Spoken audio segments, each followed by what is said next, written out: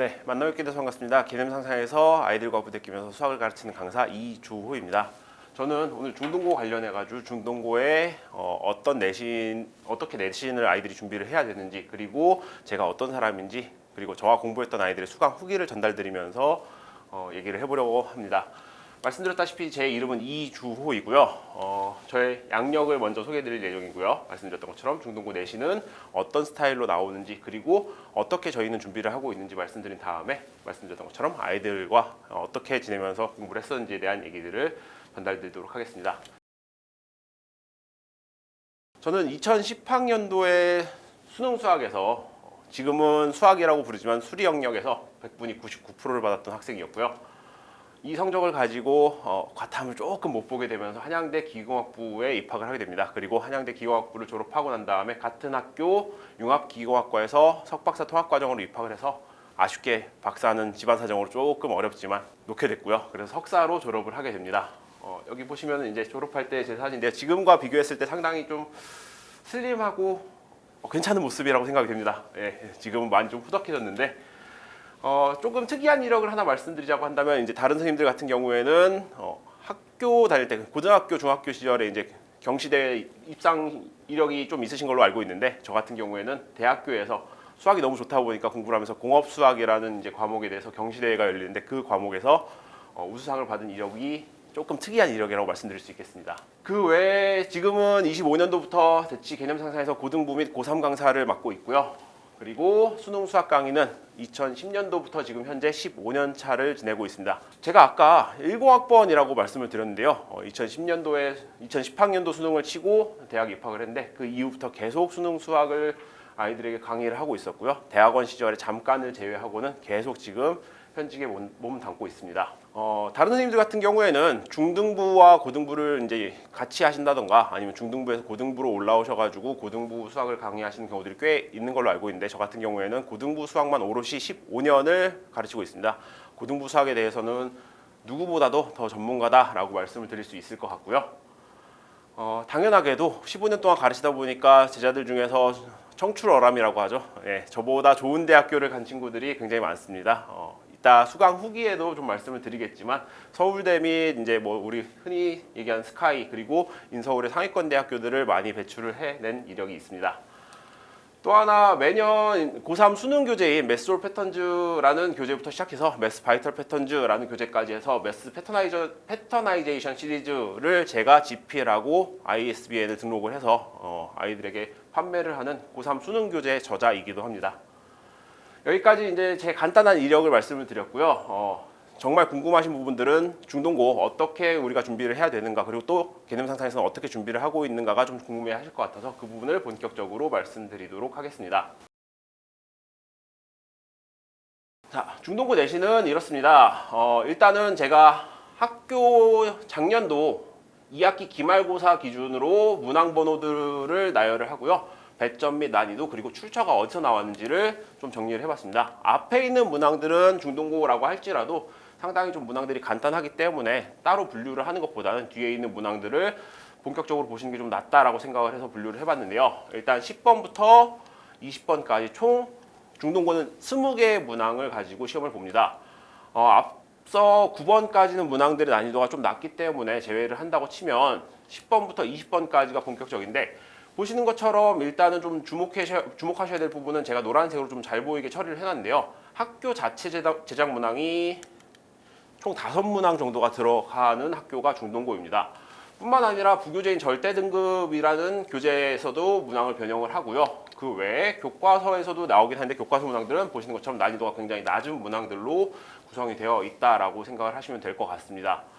특이한 점은 이제 학교 자체 문항인데요. 이 학교 자체 문항 같은 경우에는 모의고사, 그리고 부교재, 타학교 기출들을 가지고 변형을 해서 내는 문제들이 학교 자체 제작 문항입니다. 일반적으로 이 문항들이 최고 난이도 문항이고요. 이 문항들을 대비하는 게 중등고 시험의 핵심이다라고 말씀드릴 수 있을 것 같습니다.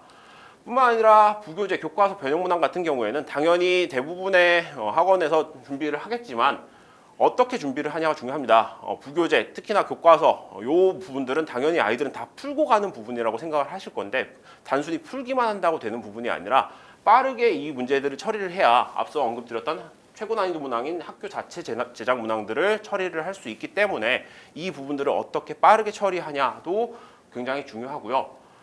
당연히 학교에서 1등급을 받고 싶다고 한다면 이 부분에 집중을 할 수밖에 없기 때문에 이 부분을 처리하기 위한 여러 가지 스킬들이 좀 필요합니다. 그래서 저는 이 부분들을 다량의 외부 문항들을 통해서 어떤 문제가 나와도 풀 수 있는 상태를 만들어가는 게 제일 중요하다라고 얘기를 하고요. 이 부분들을 집중적으로 지도하면서 아이들을 1등급으로 끌어올릴 예정입니다.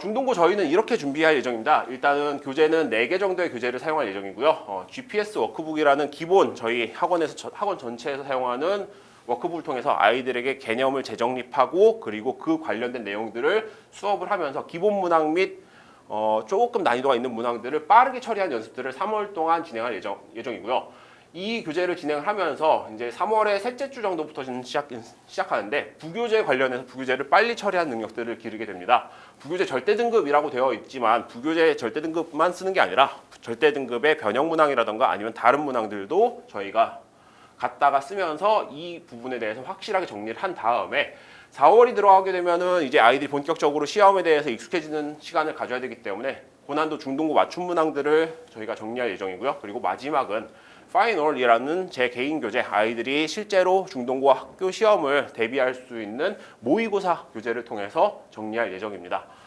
조금 더 자세히 말씀드리면 GPS 워크북이 무엇인가 이제 조금 궁금해하실 것 같아서 이 부분을 정리를 해봤는데 개념상사에서 자체적으로 제작하는 내신 대비 유형서입니다. 기본 유형과 강남 기출을 통해서 실력과 유형을 점검하고 숙련도까지도 끌어올릴 수 있는 교재다라고 말씀을 드릴 수 있고요.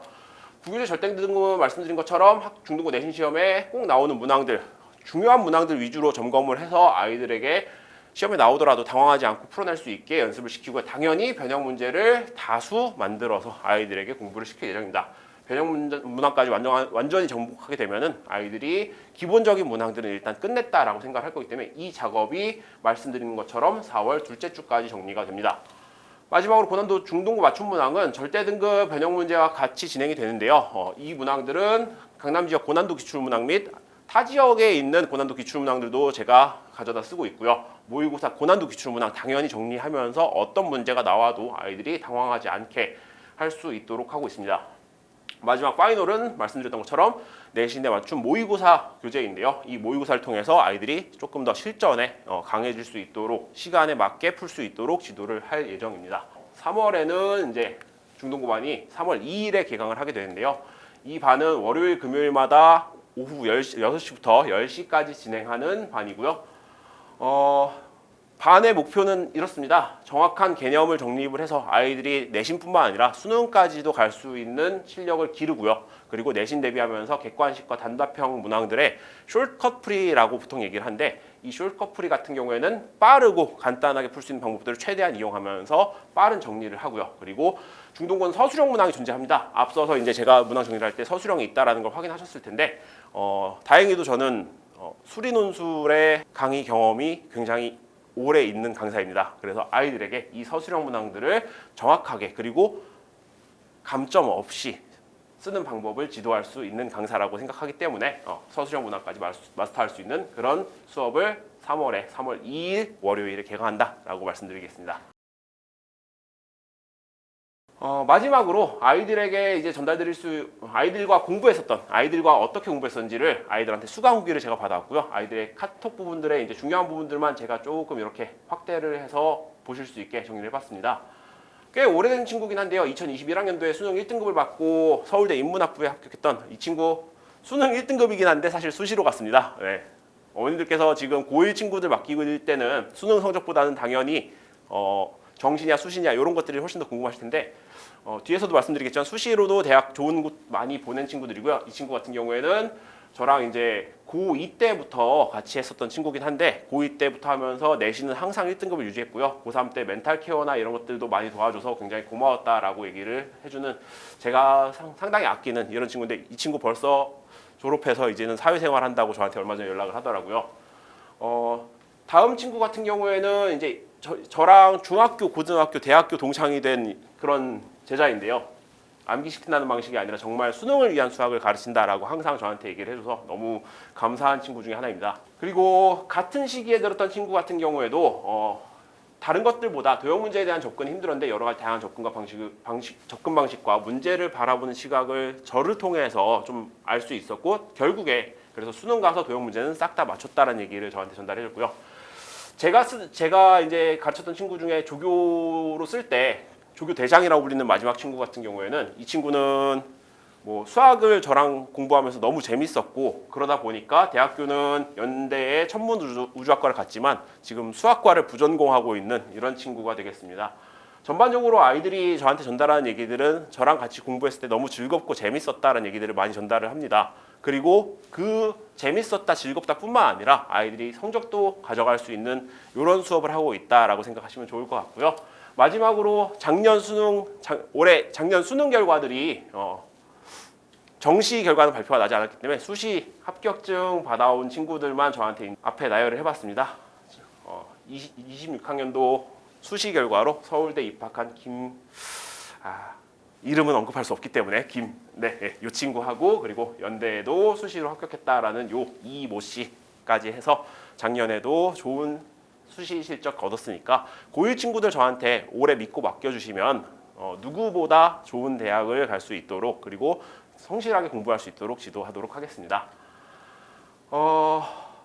저는 개념 상상에서 이렇게 제 타이틀을 가져가고 싶습니다.